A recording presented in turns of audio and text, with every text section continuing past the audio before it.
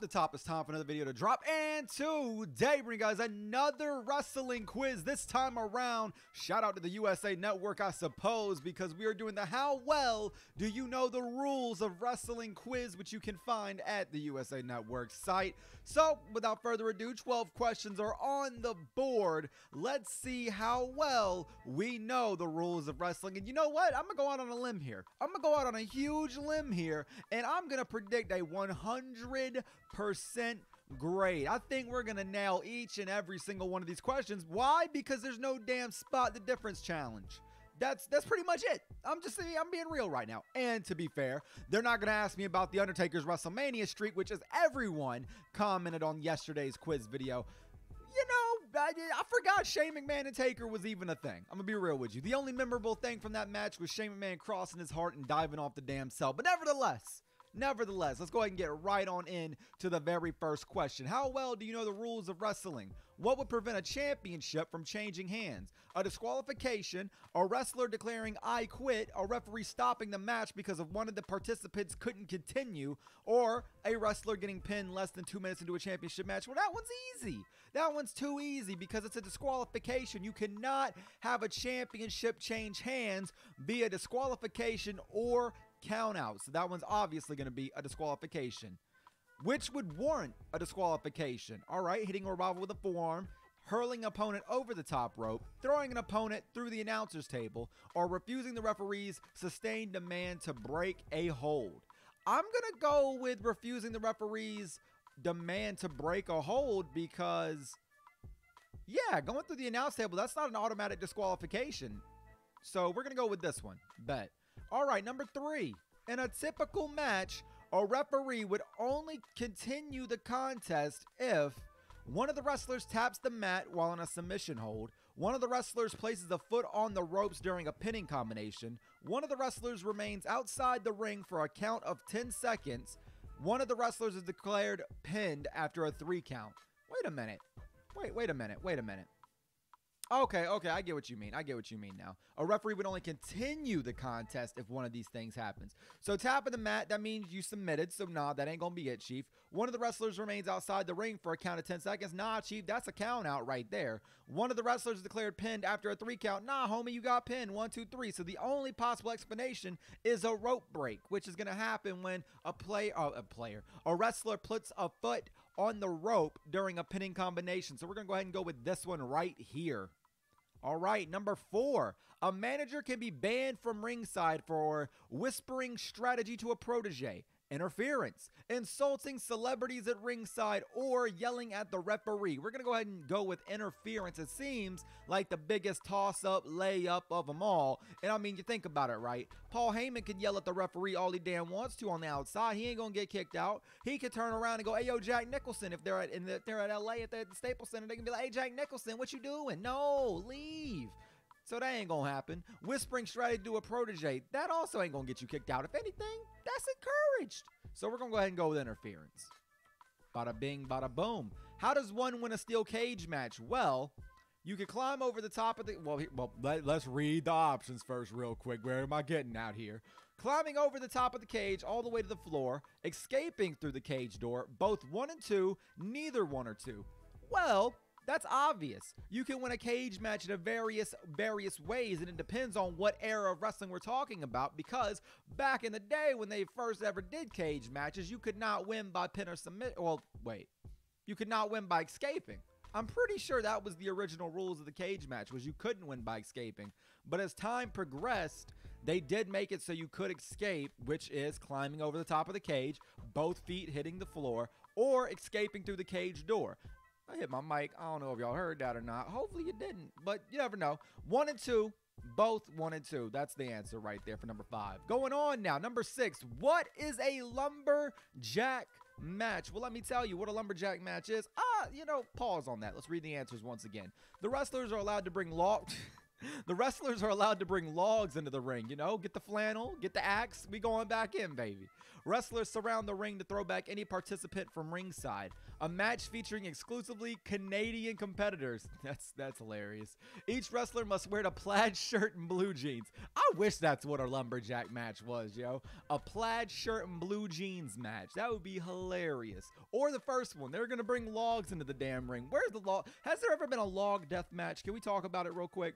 Has there ever been a log death match? I don't think so, but I think that might need to be a damn thing. I think it could very well be a damn thing. I'm just saying, Joey Janela, spring break number 4. Where you at, though?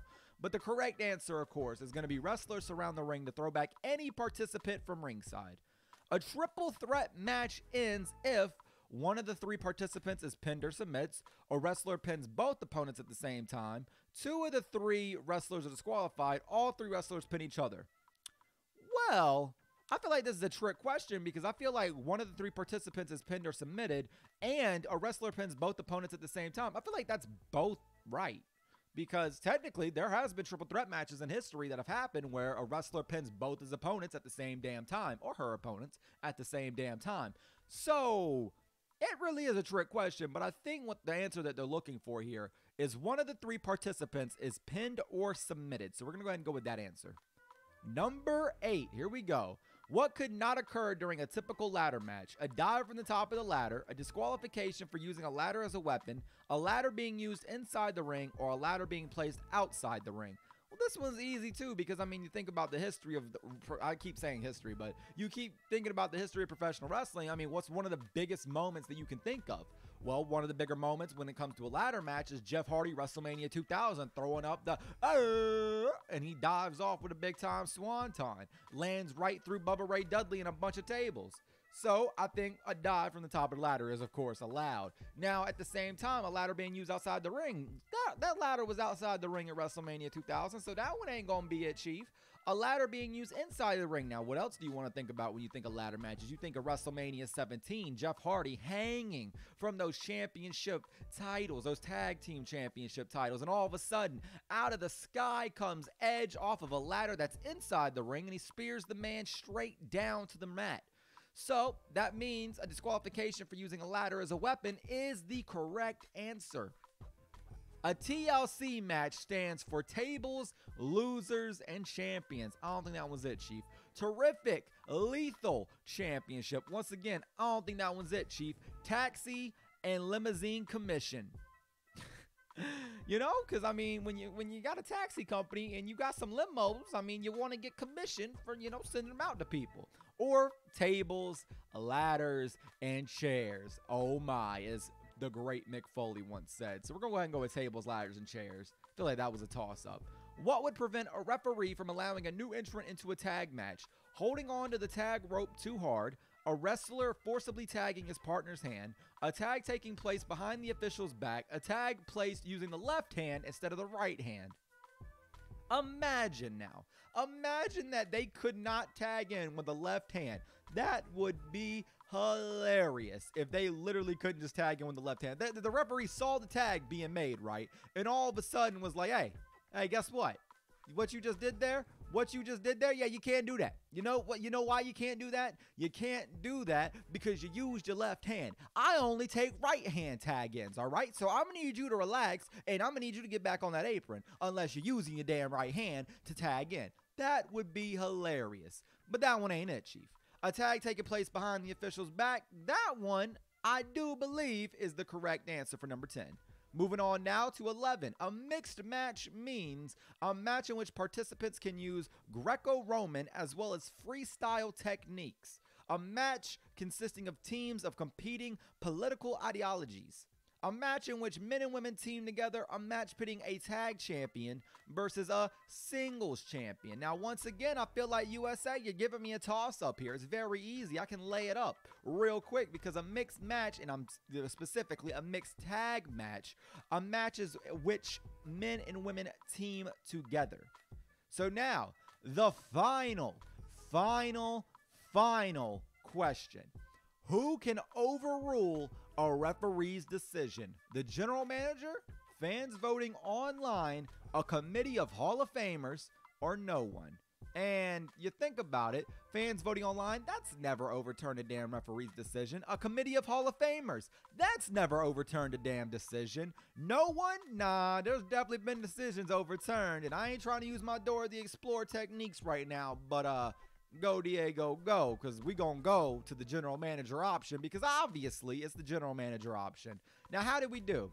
You got 14 right. Wait, there was only 12 questions. How did I get 14 right? I guess when you don't miss a single question, as we did not right there, I'm guessing what that means is we are so damn good, they gave us 2 extra points because we are a headliner. With your expertise, you should be a superstar in no time. So thank you, USA Network. I do appreciate your expertise rating. But ladies and gentlemen, thank you for tuning into this episode of the Wrestling Quiz Series. I guess this is a series now because I'm really liking pumping this content out. I'm not even going to lie to you. I really like doing these quizzes. It's testing my knowledge, and I like that. I like being tested. But nevertheless, if you are new, go ahead and hit that subscribe button, man. We're on the road to 5K. Hit that bell if you already subscribed so you know every single time we upload. Leave a like if you enjoyed the video, and as always and forever, take it easy, though, guys. Peace.